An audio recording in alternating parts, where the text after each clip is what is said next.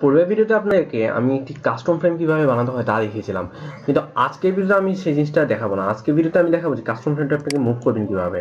তো কাস্টম ফ্রেমটা আপনাদের যেটা বানিয়েছিলাম সেটা হচ্ছে এই যে আমার উইন্ডোতে আছে কাস্টম ফ্রেমটি। আপনারা দেখতে পাচ্ছেন যে এটাকে আমি মুভ করতে পারছি না, কোনো রাইট লেফট আপ ডাউন কোনো দিকে মুভ করতে পারছি না, জাস্ট আমি মিনিমাইজই করতে পারছি, মিনিমাইজ আর এটা ক্যান্সেল করছি। তো আসুন আমরা দেখি আজকে আমরা কিভাবে কাস্টম ফ্রেম মুভ করবো।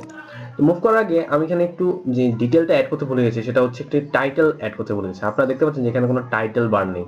তো সর্বপ্রথমে আমরা আবার একটি টাইটেল বারের জন্য একটি জে লেভেল নিয়ে আসি। যে লেভেলটিকে আমি বড় করি, টাইটেল বারটা আমার মোটামুটি একটু সাইজে হলে হবে। দেন হচ্ছে যে লেভেলের হায়ারকিটা আমি চেঞ্জ করি টু হায়ারকি জাস্ট ব্যাকগ্রাউন্ডে বরাবর নিচে। আর যে লেভেলে ভেরিয়েবল নেম চেঞ্জটা করি এটা হচ্ছে টাইটেল বার লেভেল। ওকে, দেন আমার এখানে কোনো টেক্সট দরকার নেই, সো আমি আপনাদের টেক্সটটি অফ করে দিই। ওকে, এইটার থেকে আমি প্রপার্টিজ যাব। ও আচ্ছা, যে কাজটা করতে আপনাদের দেখাবো সেটা হচ্ছে টাইটেল বার। আমার একটা পিকচার আছে, পিকচারটা আমি এক্সটার্নাল এডিটর ওপেন করি, এটাকে আমি টাইটেল বার হিসেবে ইউজ করব। তো টাইটেল বারের মধ্যে আমার একটা টাইটেল দিয়ে দিলে বেটার হয়। আমি এখানে পেইন্টই টাইটেলটা দিয়ে দিই। টাইটেলটা আমি কসমিক সান এমএসসি রাখি। এখানে হচ্ছে এই ফন্টই থাকবে। টাইটেলটা হচ্ছে আমার স্টুডেন্ট ম্যানেজমেন্ট। এখন স্টুডেন্ট ম্যানেজমেন্টের কালারটি আমি সাদা দিই। ওকে, মোটামুটি ঠিক আছে। আমি স্টুডেন্ট ম্যানেজমেন্টটি অ্যালাইনমেন্টটা মোটামুটি মাঝখানে রাখি। ওকে, আমার টাইটেল বারটা মোটামুটি হয়ে গেছে। দেন আমি এটা সেভ করি। দেন হচ্ছে আমি আমার লেভেলের প্রপার্টিজে যাব। প্রপার্টিজে গেলাম। প্রপার্টিজে গিয়ে এখানে সর্বপ্রথমে আমার হরাইজন্টাল এলিমেন্টটা আমি সেন্টার করে দিব। দেন হচ্ছে আমাকে জাস্ট আইকনটা চুজ করে দেবে। আইকনটা কোথায় পাবো আমি? রিসোর্সের অ্যাসেটে গিয়ে আমার সবার নিচে টাইটেল বারটা আমি চুজ করে দিব। ওকে দিলাম। আপনারা দেখতে পাচ্ছেন যে স্টুডেন্ট ম্যানেজমেন্ট নামে একটি টাইটেল বার ওপেন হয়ে গেছে এবং টাইটেল বারটি একটু শর্ট, আমি একটু বড় করে দিই।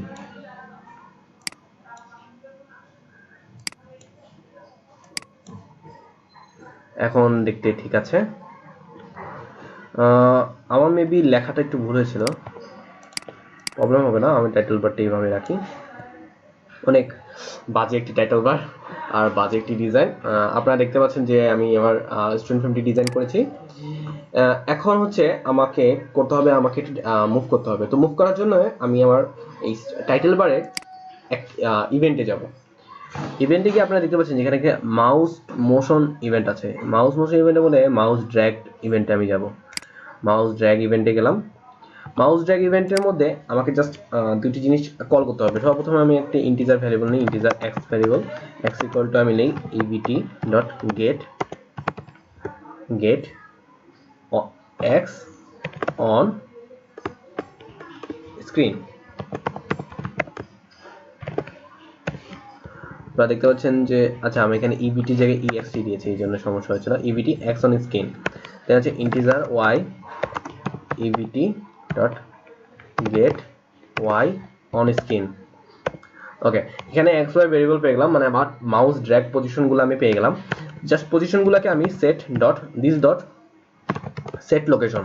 আপনারা জানেন যে দিস হচ্ছে আমার এই ফ্রেমটি, এবং ফ্রেমের যখন লোকেশন আমি সেট করে দিব, লোকেশন বরাবর আমার এক্স ওয়াই চেঞ্জ হয়ে যাবে। আর আমি যখন ড্র্যাগ করব তখন হচ্ছে আমার ফ্রেমের লোকেশনটাও চেঞ্জ হতে থাকবে। এখন আমি রান করে দেখাই। এখানে একটু প্রবলেম হবে, সেটা হচ্ছে আপনাদের দেখালে আমি বুঝবেন।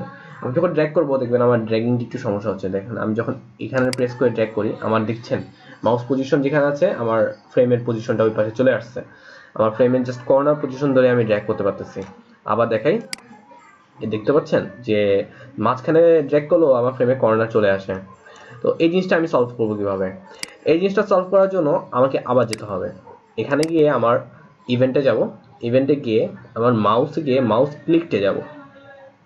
মাউস ক্লিকটে গেলে এখানে হচ্ছে আমার যে টাইটেল বার লেভেল মাউস ক্লিকটের মধ্যে আমাকে দুটি ভেরিয়েবল সেট করে দিতে হবে। সর্বপ্রথমে হচ্ছে আমি বাইরে দুটি গ্লোবাল ভেরিয়েবল সেট করি, যেটা হচ্ছে int x mouse, int y mouse.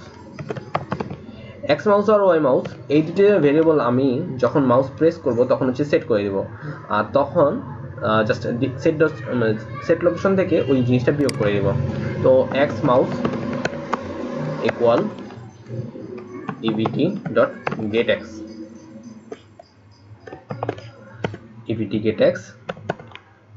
y mouse equal event dot get y। ওকে, আমরা x মাউস আর y মাউস সেট করলাম, দেন হচ্ছে আমি জাস্ট এখান থেকে এই জিনিসটা বিয়োগ করে দেব।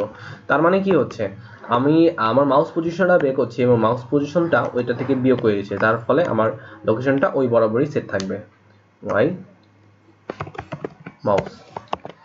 এখন যদি আমি রান করে দেখাই,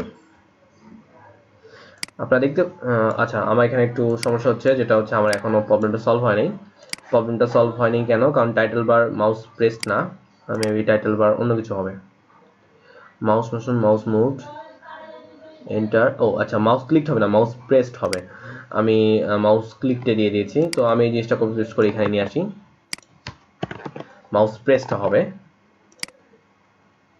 আমি যখন মাউস প্রেস করব তখনই হচ্ছে আমার এক্স ওয়াই কোঅর্ডিনেটটা নিবে। আপনারা দেখতে পাচ্ছেন যে এখন ঠিক আছে, আমি আমার ড্র্যাগিং অপশনটা আমার ঠিক থাকবে এখন। তো আশা করি আজকের জন্য এটুকুই। আপনারা বুঝতে পেরেছেন যে কিভাবে আমরা একটা কাস্টম ফ্রেম ডিজাইন করব এবং কাস্টম ফ্রেমটি আমরা কিভাবে ড্র্যাগ করব। তো আপনারা অবশ্যই একটু সুন্দর করে কাস্টম ফ্রেমটি ডিজাইন করবেন। আর আমার এটা হচ্ছে মানে আমি আপনাদের জাস্ট একটা দেখানোর জন্য কাস্টম ফ্রেম দেখাচ্ছি। তো আমাদের সময় যে আমরা প্রজেক্টটি করেছিলাম ওই সময় আমাদের কাস্টম ফ্রেমটা ভালো ছিল। আমার ফ্রেন্ড শাফি সম্পূর্ণ ফ্রেমটা ডিজাইন করেছে, আমি আবার ডিজাইনিং এর ব্যাপারটা ভালো মতো পাই না। দেখতে পাচ্ছেন যে এটা হচ্ছে আমাদের আমরা যখন 1 সেমিস্টারে ছিলাম তখন আমাদের যে জাভার সফটওয়্যার ছিল ওই ডেভেলপমেন্ট ল্যাবে আমরা এই কাস্টম ফ্রেমটি করেছিলাম। তো আপনারা দেখতে পাচ্ছেন যে এগুলো হচ্ছে টোটালি অ্যাডোবি ফটোশপ দিয়ে করা। তো আপনাদের টিমে মেবি একজন ডিজাইনার থাকবে, তাকে দিয়ে তাকে হেল্প করবেন এবং তাকে দিয়ে আসলে ডিজাইনিং পার্টটা কমপ্লিট করার ট্রাই করবেন। আজকের জন্য এটুকুই, ধন্যবাদ।